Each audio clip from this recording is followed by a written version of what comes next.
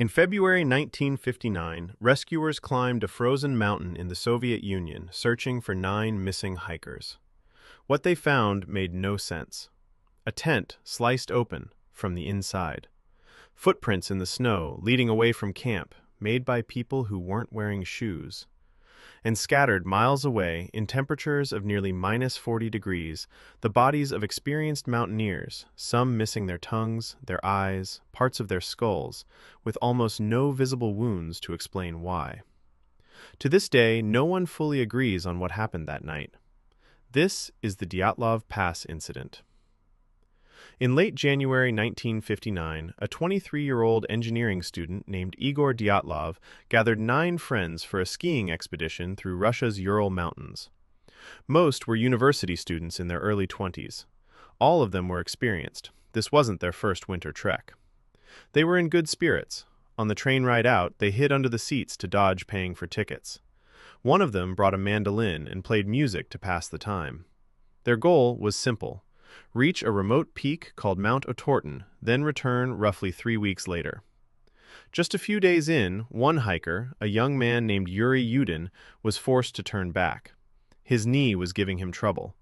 He said goodbye to his friends, never imagining it would be the last time he saw any of them alive. The remaining 9 continued on, 7 men, 2 women, heading deeper into one of the most remote, brutal landscapes in the Soviet Union.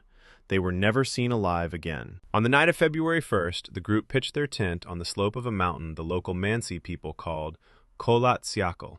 It means dead mountain. They hadn't planned to camp exactly there.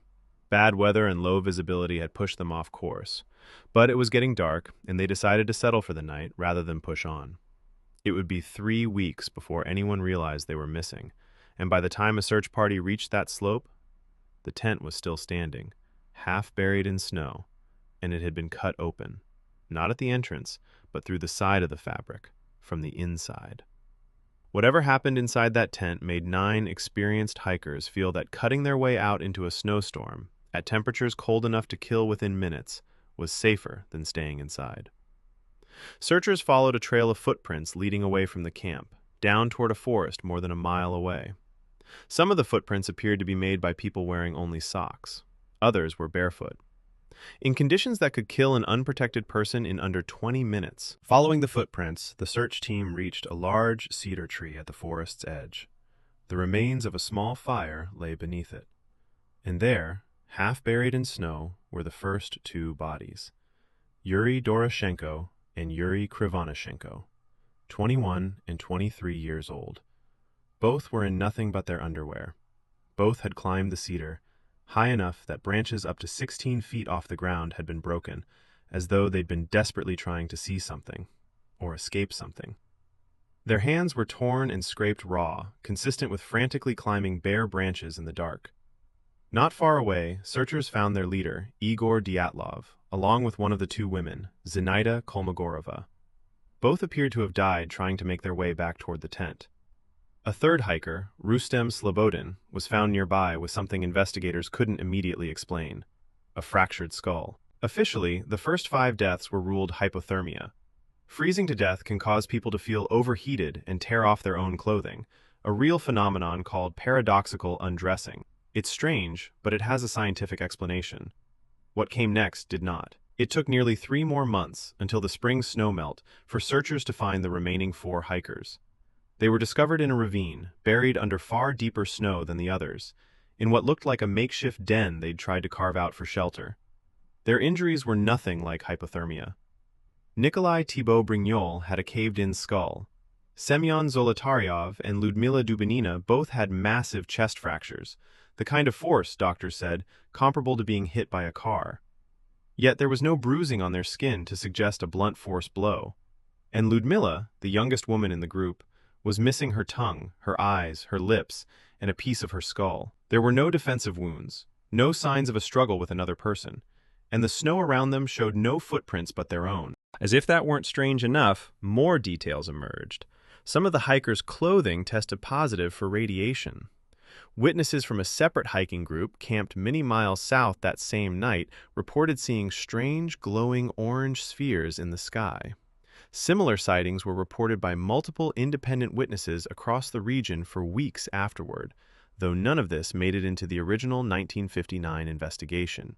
It only came to light decades later. The Soviet investigation at the time gave a strange, vague official cause of death, a compelling natural force. No further explanation. The case was closed within a month, and the files were sealed. That secrecy, typical of the Soviet government at the time, is exactly what allowed decades of theories to take root. Some blamed the indigenous Mansi people, though investigators quickly ruled that out. There was no evidence of any other person at the scene. Others pointed to secret weapons testing. Some still believe, to this day, that something not of this world came down on that mountain. In recent years, scientists have proposed a more grounded explanation, a rare kind of avalanche called a slab avalanche. Unlike a typical avalanche, it doesn't need a steep slope to occur, and it can happen with very little visible warning or debris. The theory suggests a slab of snow broke loose above the tent in the night, crushing it just enough to terrify the hikers, but not enough to bury them. In a panic, fearing a second slide, they cut their way out and ran for the tree line without their boots or coats. It's the most scientifically credible explanation we have, but it doesn't explain everything. It doesn't fully explain the missing tongue, the radiation, the glowing lights reported by independent witnesses miles away. Even now, the relatives of the Dyatlov hikers continue to push for the case to be reopened. More than 60 years later, the Dyatlov Pass remains one of the most haunting, unsolved mysteries in modern history. 9 experienced hikers, a torn tent, footprints in the snow leading nowhere good, and a mountain the locals had already named Dead Mountain, long before anyone died there. If this kind of true story keeps you up at night, this is exactly what Shrouded Truths is built for. Subscribe, like, and comment.